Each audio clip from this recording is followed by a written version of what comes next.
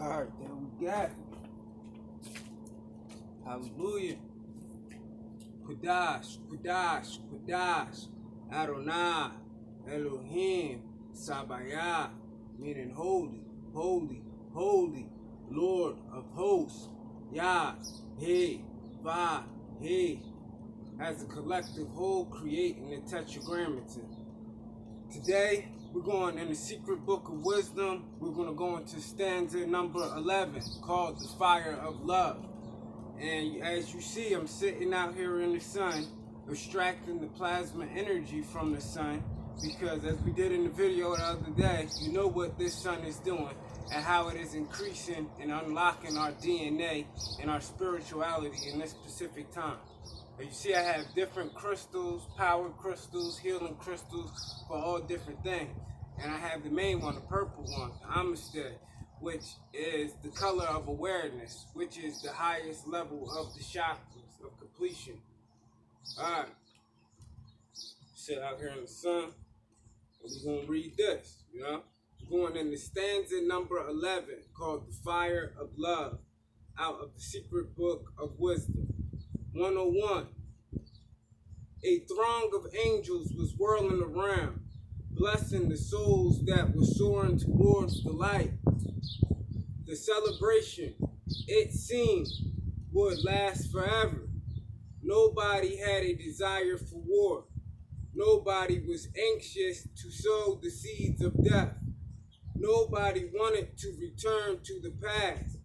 The world was advancing into the future, where immortality awaited it. The focus of fires clearly pointed to a goal that served as the starting point for those proceeding throughout eternity, along with the innumerable pathways of creation. 102 reads, man awoke, beholding his new look, which shone with the purple radiance of fire. What did I just say? And I didn't even read stanza 11 yet, but this stuff is already encoded in my DNA, so I'll know it automatically. I do things out of ordinance, you know, out of context, just random, not knowing what I'm going to get myself into. But being that I have a sincere heart and I believe in what I say and I say what I mean, the Most High confirms everything I say.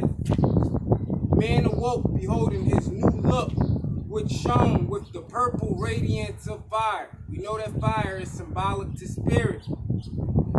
The glare of the battle of space reflected on him, vividly testifying that he himself had been forcibly drawn into the struggle. The strife of the new fires with the moribund, chaotic whirlwinds and currents of evil were flaring up directly beside men. Peering into his eyes, the bright tongues of flame quarrel. Will you continue along the path of darkness, or will you join in the ranks of the warriors of light? This is that final battle. Remember in Revelation, he said, and a war broke out in heaven. And Michael fought against the dragon to subdue the dragon. Right now, we are in a spiritual warfare. This, in the Bible, would be called the hour of temptation. This is the devil, Azazel, Lucifuge, the evil inclinations' last straw. So they are trying to tempt the great tempters, tempting as many people. So things that you wanted to do before is fun. Right now, for some reason, everything is throwing itself at you and making itself easy. Be aware. Will you continue along the path of darkness, or will you join the ranks of the warriors of light? These are the children of light, which are the elect, and those true believers and cleavers. No one could stand apart, since everything was enveloped by flame. Many did not see the fire, for he was invisible. That's why the Most High says, walk by faith, not by sight. Those true believers and cleavers, they can feel it. They can feel this frequency. They can feel feel the Ruach HaKodesh, which is the Holy Spirit coming upon them. They could feel their DNA being unlocked. Many did not even feel the intensity of his scorching, for he was holy. Holy meaning Kodash. That's why we always open with Kodash, Kodash, Kodash. Adonai, Elohim, Sabayah. That is the prayer that the angels sing day and night to the Most High. And that also expels all evil energy from amongst you immediately once you say it in a sequence of 3 to 7 times. Many simple did not believe in his existence, unwilling to open their eyes to the true state of things. This is what's going on right now, the great ignorance. People gonna be like, oh, I want to stay in my religion. My church says this. My denomination says that. You know? And just ignorantly, they don't want to go beyond from what they were taught. And they don't even want to read it themselves, you know? They want somebody else to read it to them and tell them what makes them feel good, what fits their narrative. I call them preachers of prosperity. Basically, you know, you're going to church for somebody to tell you what you want to hear, but not tell you what it really is. So many are going to be led to their slaughter, as it says in the book of Isaiah, basically saying their leaders, their pastors, are like lions slumbering dogs, basically not going to whistle blow or bark and warn them of the events that are going to take place. Simply did not believe in his existence, unwilling to open their eyes to the true state of things. Deaf, dumb, and blind, pure ignorance.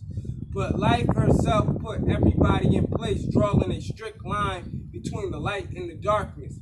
People, without knowing it, already bore the seal of death or immortality on their forehead. Later, I'm going to do a video on what this seal means, that it talks about in Revelation, as it's also talking about right here. Because before you was even born, you were marked since your birth. The Most High already knew you was going to go through certain trials and tribulations, but only for trial and error, for correction, because salvation only comes out of chaos. You want to be in the know. They no longer belong to themselves, as they were now subject to the governing laws of the universe. I stress this all the time: the laws, statutes, and commandments, the laws of the universe, the cosmic laws of cause and effect. Everything we do has a consequence, whether it be good or it be bad. Rubbish was being swept away into the eighth sphere, alluded to it, so that the feet of pilgrims on the path of evolution would no more be wandering by thorns. Everyone had a specific destiny awaiting them, and all were willing or unwilling, advancing towards it. Whether you're willing or you're unwilling, guess what? You're either going to decline or you're going to evolve. You know, you're either going to rapture to your higher self or you're going to descend to a lower state, which is hell. And hell means eternal damnation, because you are in control of your own judgment and salvation. That's why you have to seek and find. Study till you show thyself approved, because the truth will set you free. The joy of flight awaited those who arrayed in a fiery suit of armor, took the sword of all triumphant love in their hands, and sided with the light. The legions of love was advancing, and no one was capable of withstanding it, for nothing in the world could equal the mighty transformative power of love. That divine love, it overpowers any darkness.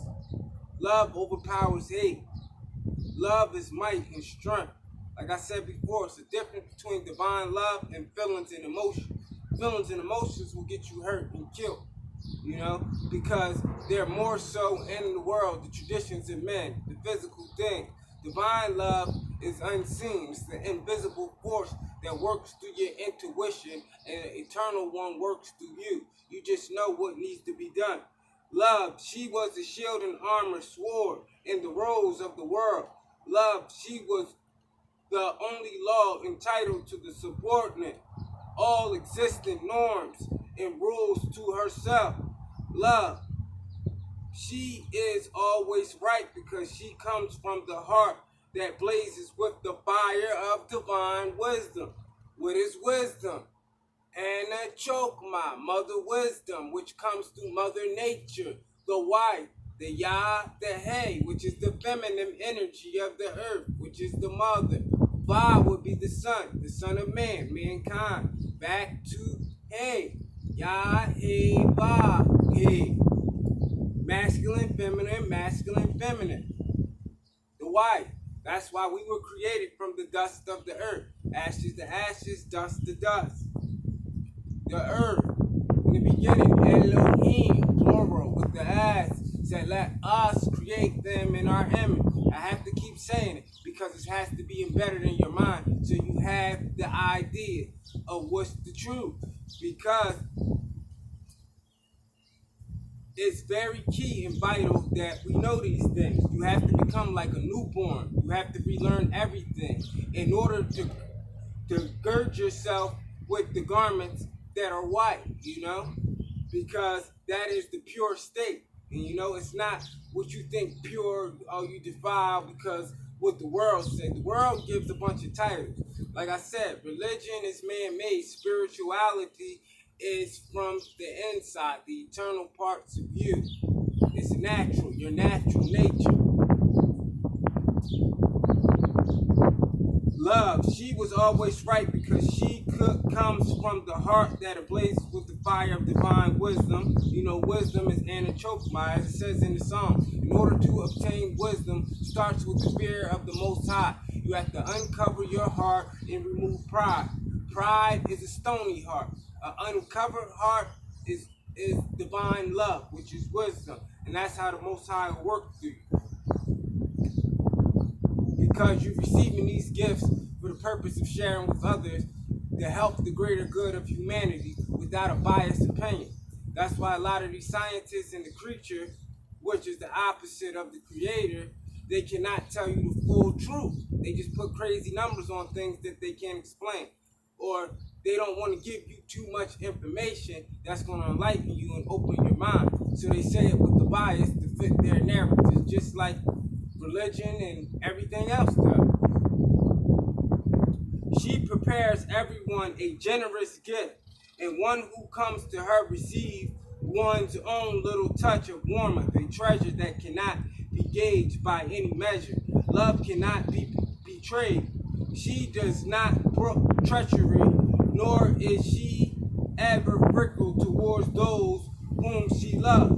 She is fiercely obedient to her own unwritten law to love, and her love is eternal. Like I just said, the immortal currents have spread themselves over the earth as though covering her with two wings, hands, and holding every cell of her earthly body in a warmth embrace. Everything immersed in love. There is not even the slightest chink the darkness can use to squeeze in her wicked and icy coldness. The roots of evil have been cut off and can no longer grow in the soil, now enveloped by the flame of love. Like a mighty hurricane, the giant clot of darkness still advances, attempting to strike its roots deep into the human minds. The tree of evil must feed on the influence of odious thoughts, but their numbers are growing less and less. The tree is withering for lack of nourishment. Therefore, every man from whom can be extracted at least one drop of venom is important, for this is precisely the food craved by the tree of evil. So basically, poison things, diluted things, lies, like the ones that kill, steal, and destroy. They lie, they pollute, they pervert, they turn everything that is good into something that's bad. And what's bad, they tell you it's good. So therefore, you're worshiping the creature more than the creator, and you become an antichrist because what's bad, you say it's okay, it's for everybody. Come as you are. But that is a lie. That is not the truth. That is deluded, polluted, and perverted. And guess what? Those that accept that are going to be the ones that are hurted. And that rhymes.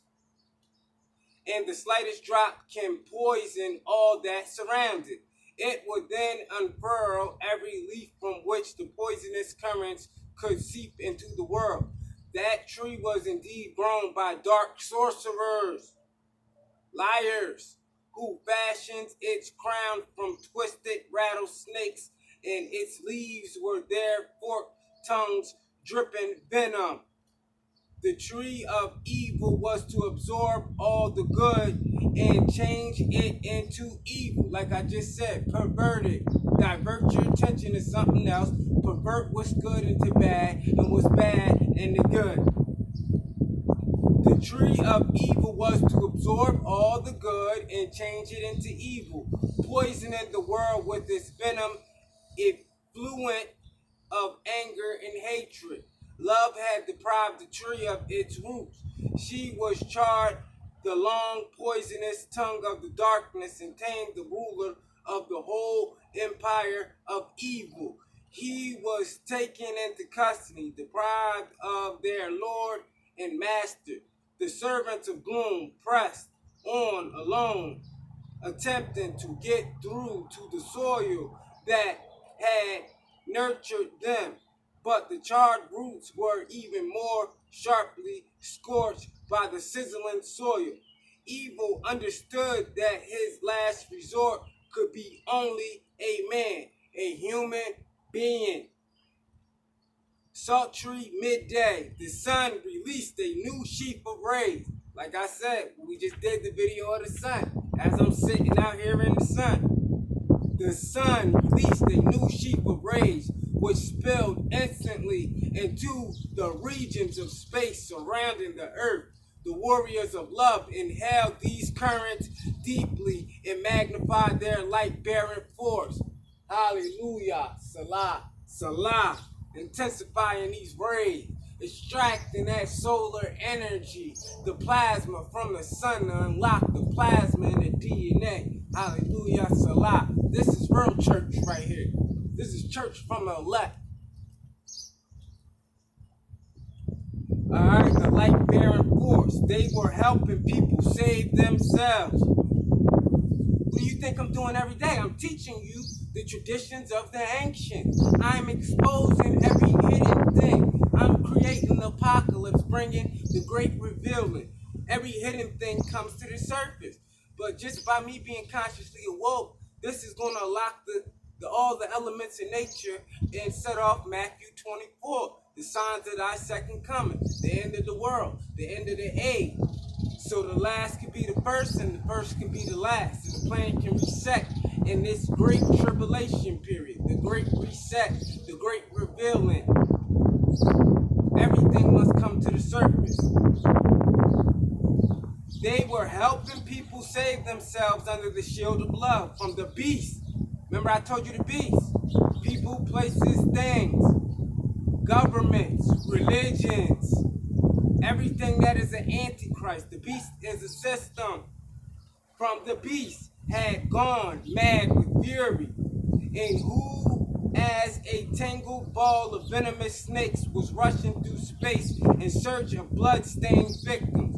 Only the seal of love on one's forehead, this is that seal, he told those angels, hold the four winds back, the four elements back, until I seal my people, my elect, on their forehead, which those that worship the creature more than the creator will receive the mark of the beast, which is from science that told you, you need this mark in order to be able to buy or sell.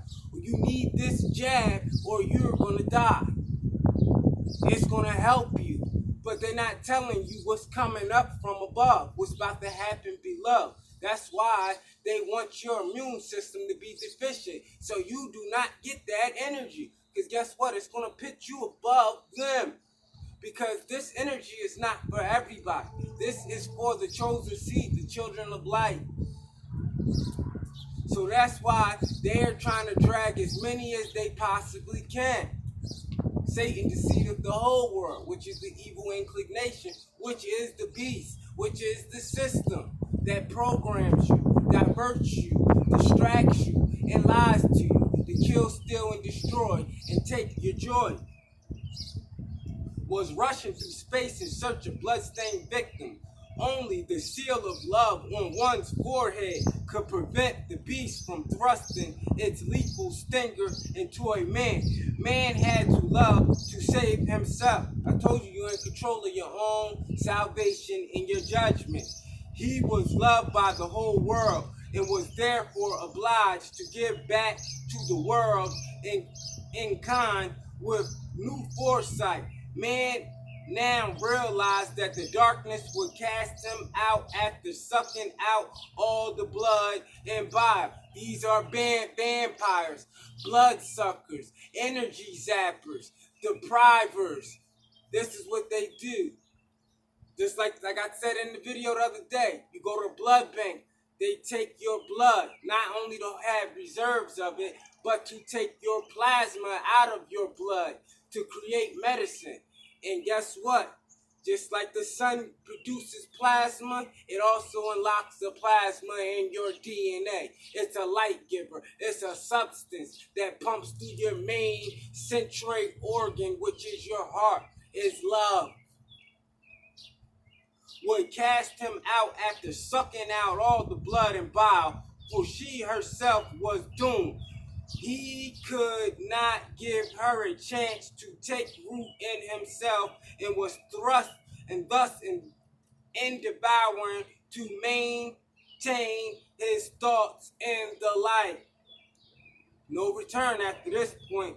The smallest vile or unkind thought would at once attract the darkness. I told you, in order to heal yourself, it all starts with your thought patterns. And that is in the book, the magical book of Solomon, the greater and lesser key. He tells you by your thought patterns and your waves, the energy that you are producing is how you can cellular regenerate and concentrate your blood flow into deprived areas of the tissue and repair the tissue. But if you're thinking in a negative mind state, guess what? You are an open door for the evil inclination to dwell within you. The smallest vile or unkind thought would at once attract the darkness. Ravenous for the slightest crumb. Accustomed to devouring lavish food, she was starving. Her insatiable belly had grown immeasurably bloated by the influence of humanity's worthless, spiteful thoughts. Now humanity was refusing to feed the monster which it had reared by its own hands. The mind was aglow with thoughts of light, and the food it offered could not be digested by the darkness. This truth, they cannot debunk it. They cannot refute it. They can mumble, do this, and that under their breath.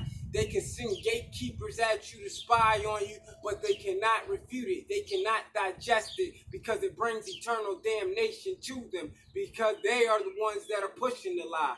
They are the ones that are pushing the agenda of the beast. They are the ones that are going to be the 2/3 that get destroyed in this end part. Those that don't die from the sickness and famine will die from the sword and the war. Those that don't die from those plagues, they'll die from the famines. Those that don't die from the famine will die from the scorching sun and the earthquakes in the diverse places. It tells you about that in the Apocalypse of Abraham, which I have a video on that on here as well. Go check it out. Could not be digested by the darkness. She sang her gaping jaws, loosened her appetite. Finally, humanity brewed the precise mixture it needed. Henceforth, it was nourished by the light. Time and all its glory wisely placed fires at intervals around the earth, allowing none of the lighthouses lit by the gods to be extinguished. This is when they lose their power. This is when they lose their grip and control. because the Most High is giving his people special abilities at this time. That's why you have to go in full throttle. You have to be girded up and protected by, the law, statutes, and commandments. You got to arm yourself in the breastplates of righteousness and the body armor of holiness. And therefore, the angels are going to protect you because you are sealed. You will not be touched by the destruction of the earth. Each one maintain a steady flame in all despiteful attempts to blow it out, made it flare up even more strongly in all her efforts to extinguish it. The darkness was only rekindling the flame, thereby serving the cause of the light. The realization that darkness had actually been serving the light drove the Lord of the gloom into a fitful rage. He was alone. His servants went mad. They kept chasing the beacons, trying to lure them over to their side. Little knowing that, obsessed by their pursuit, they, the servants of gloom themselves, ended up pursuing the pathway of light. So all the wickedness they trying to do, all the diverting they trying to do, guess what? This is when it backfires.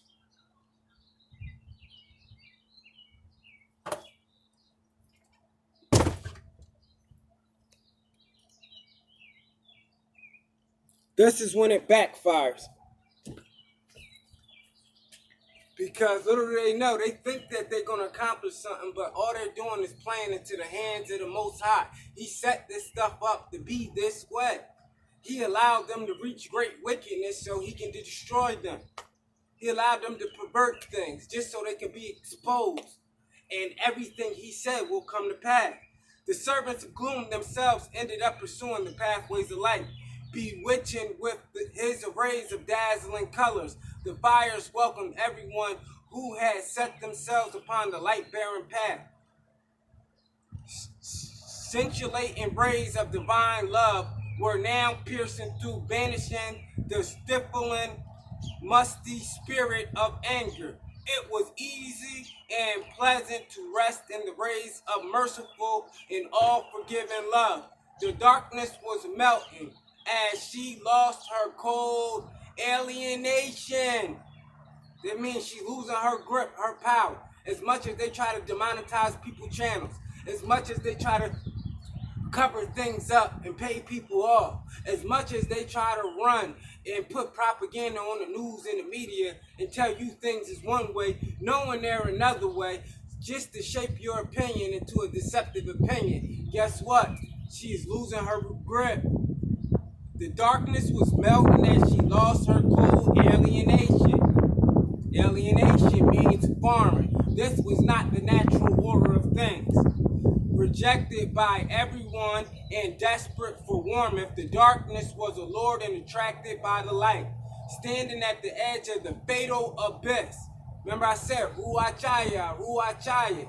These are the names that they took out of the Bible, the names of power. Ruachaya means he will pour his spirit out upon the universe and cast ye rebellious spirits and unclean beings into the depths of the abyss.